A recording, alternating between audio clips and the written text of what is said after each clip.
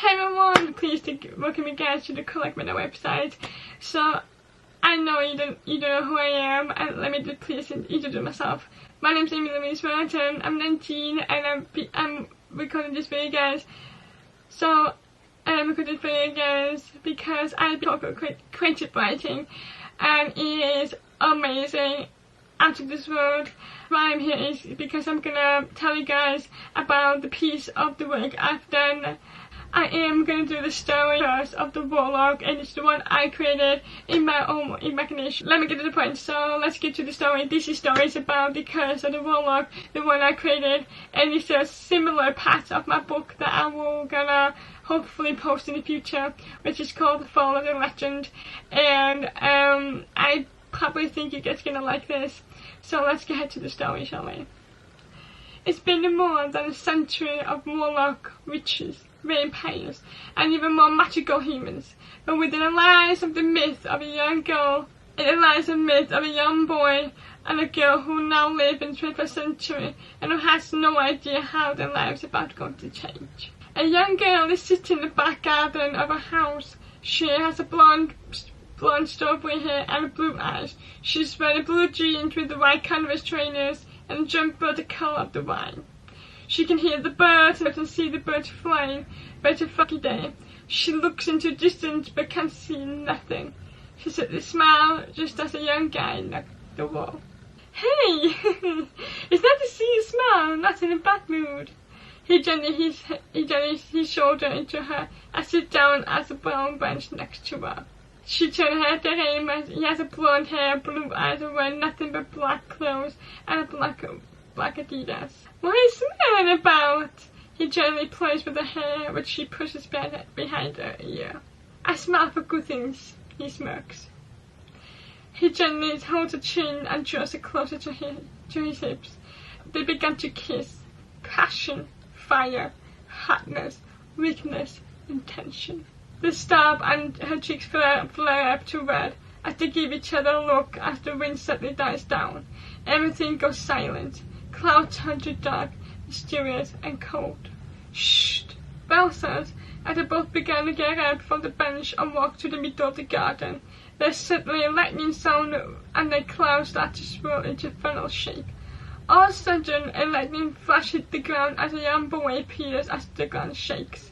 He has a brown hair, blue eyes, and a big freckles on his nose and his cheeks, and a long brown eyelashes. He is wearing black jeans, no ribs, black boots, and extra metal around his body, and his back is covered with metal. He has a long black cape, and lastly, he holds a long sword in his left hand. Disappears, he huffs. The young boy looks at Belle as if he would protect her. Alexander! Belle whispers and holds his hand. Hello, my name is Magnus, and I come here to do what you call a task. He gives Belle a look, but Alexander has Belle behind his body and says, You're not taking her. She stays here. She stays here with me. His face turns to angry as the wind gets stronger around Magnus and Belle and Alexander. I have no choice. As the bell wind died down, Magnus walks to Belle and Alexander. How old are you two? Belle says, I'm 19. Same, Alexander says as well. He looks down and sees both of them holding hands. Magnus says, You guys can let go now. They both look confused. Your hands. Belle and Alexander let go of each other and says in relief. How old are you? Says Alexander as he turned his head to see Magnus sat down at the brown bench. I was born a century ago. Have you heard a myth called The Curse of Warlock? Alexander and Belle shake their heads. Touch my hand and in no sensors, past getting in touch with the magic. Alexander scoffed. Magic? It's no real. Alexander sighs and walks over. Alexander, don't, please. He stops and turns. Belle, don't worry. I'll be okay. As he touches his hand, Magnus speaks in very low, deep words, and a blue light explodes past Belle and covers the whole village. He began to talk.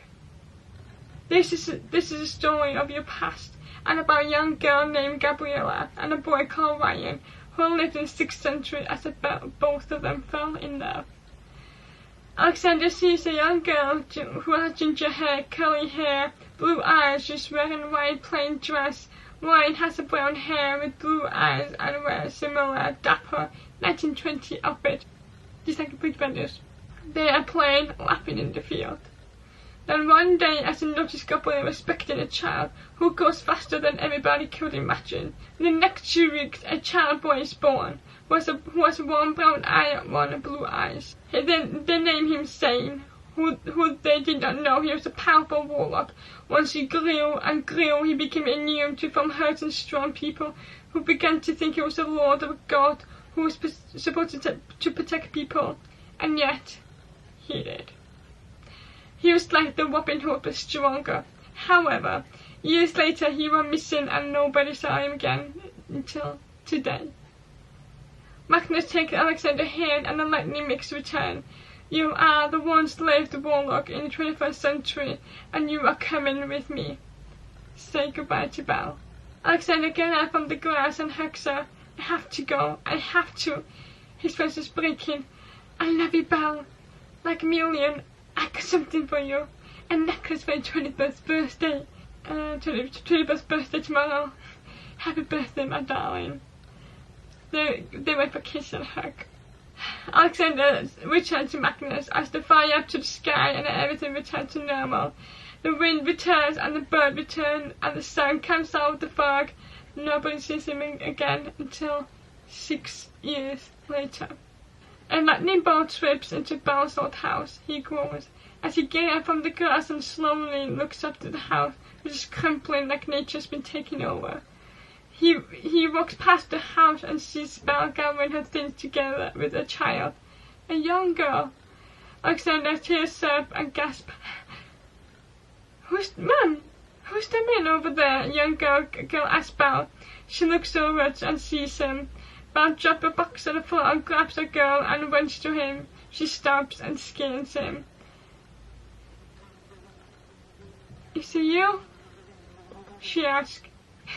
Is this my child? Belle nods. Alexander cheers up and hugs Belle. They both kiss. He gets down to the child level. What's your name? Avery. He smiles ear to ear, shakes her hand. He groans and gets up. Once again he hugs Belle and cries. I never let you go. I never did. I love you so much.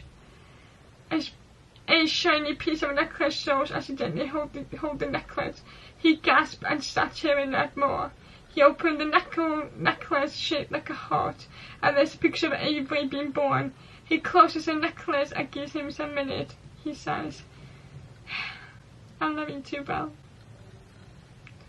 Totally love you too, Belle, Belle says. 2 years later, they get married and have 3 more children. A boy named Chris and a girl named Alina, and lastly, a boy named Kingston. This is my happy ever ending, says Belle as she sits in the swing with Alexander as they watch the children playing in the park. He chuckles as they both kiss. One of his children will repeat his role like generations once again. And that was a book. Yeah, I was supposed to do Alexander, but I already have in my book and I didn't want to repeat the original copy, so I made Belle as she was a disguise as Belle, as Alexander. So this is the book I've done. The join of the short story I did is similar to my book. My book is called The Fall of Legend. And hopefully we'll release it next year. Well, hopefully we'll publish it. And it's all about the love story, mysterious twist, futuristic. It's all about my imaginations. So yeah, that's all we got today. Thank you so much for listening. I hope you guys are all doing okay, just being safe, and yeah, and please enjoy the rest of your year in college. I'll see you guys maybe once again. Thank you guys. My name's Amy Louise Roten. Please remember, be positive, never negative. See you guys. Bye.